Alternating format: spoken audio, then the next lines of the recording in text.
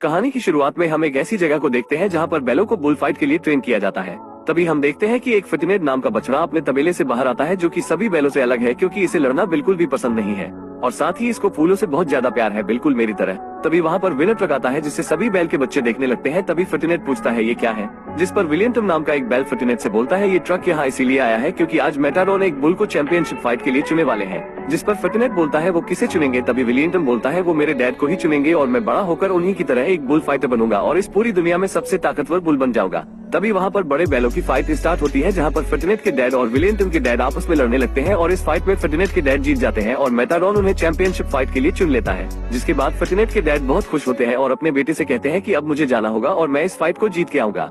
और हर एक बैल का यही तो सपना होता है। जिस पर फटिनेट कहता है पर मैं ऐसा सपना नहीं सोचता। तो फटिनेट के पिता उससे कहते हैं तुम अभी बहुत छोटे हो इसलिए ऐसा सोचते हो, आगे चलकर तुम भी मेरी तरह एक ताकतवर बुल बनोगे।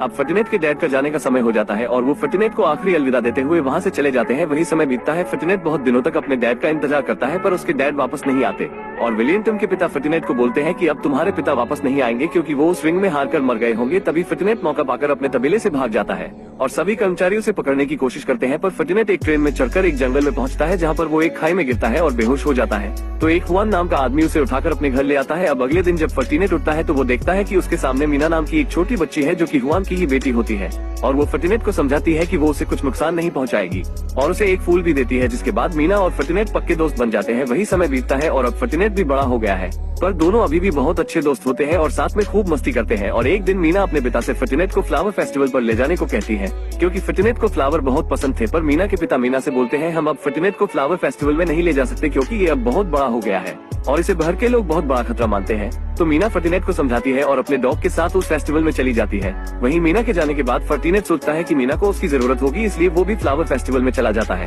जहाँ पर मीना उसे देखती है कि फटिनेट कई सारे कपड़ों के बीच फंसा हुआ है और तभी फटिनेट एक मधुमक्खी के डंक पर गिर जाता है जिससे मधुमक्खी उसे काट लेती है। तो फटिनेट दर्द की वजह से इधर उधर भागने लगता है और सब जगह तोड़ फोड़ मचा देते हैं। तभी वहाँ पर एनिमल रेस्क्यू टीम आती है और फटिनेट को अपने साथ पकड़ कर ले जाती है। मीना उसे रोकने की बहुत कोशिश करती है पर जब तक बहुत देर हो चुकी थी। तभी हम देखते हैं कि एनिमल रेस्क्यू टीम की गाड़ी फटिनेट को वापस उसी जगह ले आते हैं जहाँ से वो बचपन में भगा था।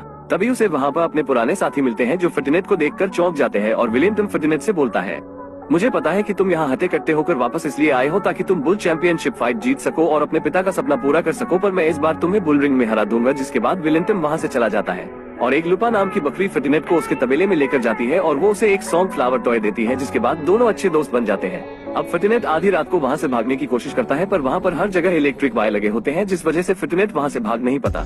वहीं अगले दिन हम एल प्रेमियों को देखते हैं जो बुल फाइट के लिए बेस्ट बुल को चुने आता है। अब सभी बुल को लड़वाया जाता है पर फटिनेट किसी भी बुल से नहीं लड़ता क्योंकि उसे लड़ना बिल्कुल भी पसंद नहीं था। तभी विलियंटम एक बैल को बुरी तरह से घायल कर देता है तो फटिनेट उस बैल को देखने जाता है जिस दौरान सभी बैले उससे टकरा कर गिर जाते हैं। तो एल प्रेमियों गुस्से में कहता है बुल में ताकत के साथ लड़ने का हुनर भी होना चाहिए और इन बुलों में कुछ भी नहीं है, जिस वजह से वो गुस्सा होकर वहाँ से चला जाता है। वहीं गुआको के बेहोश होने की वजह से उसे कसाई घर भेजा जा रहा होता है पर वो बहुत खुश होता है क्योंकि उसे लगता है कि उसे एल प्रेमियों ने चैंपियनशिप फाइट के लिए चुन लिया। जिसके बाद फटिनेट विलियंटम से कहता है ये सब तुम्हारी वजह से हुआ है। तो विलियंटम फटिनेट से गुस्से में कहता है तुम्हारे जाने के बाद यहाँ बहुत कुछ बदल चुका है, अब यहाँ या तो खास बिकता है या तो मांस। अब फटिनेट यहाँ से सभी बैलों को भागने का कहता है पर सभी बैल मना कर देते हैं और कहते हैं कि बाहर की दुनिया के लोग बिल्कुल भी अच्छे नहीं हैं। वही फटिनेट लुपा को जैसे तैसे अपने साथ बाहर चलने के लिए मना लेता है और फटिनेट तबेले के कुछ चूहों से मिलता है और उन्हें वही डांसी फूल देता है जो लुपा ने उसे दिया था, जिससे वो चूहे फटिनेट को इस कैद खाने से बाहर निकालने के लिए मान जाते हैं। अब वो चूहे फटिनेट को पीछे के रास्ते से भागा रहे होते हैं तो फटिनेट एक कमरे में अपने पिता के सींग देखता है और समझ जाता है कि चैंपियनशिप फाइट में जाने के बाद कोई भी मेटाडोन से जीत नहीं सकता और सभी बुल मारे जाते हैं।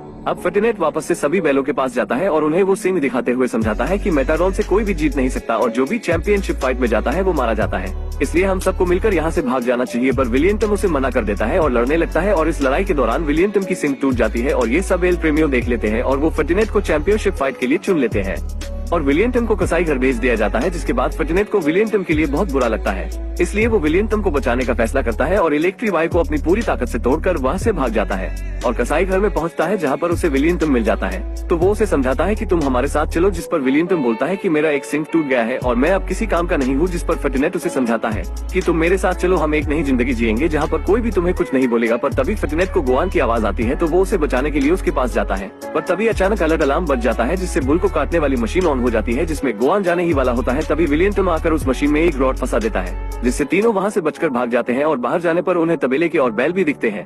अब सभी बैल तबेले के मालिक से बचकर भागते हैं और जैसे तैसे फर्टिनेट उन्हें काफी दूर ले जाकर एक ट्रेन में बिठा देता है, पर वो लोग फर्टिनेट को पकड़ लेते हैं। और वहीं हुआन टीवी में देखता है कि कुछ बैलों ने शहर में रोड पर अफरा तफरी मचा दी है, जिसमें फर्टिनेट भी होता है।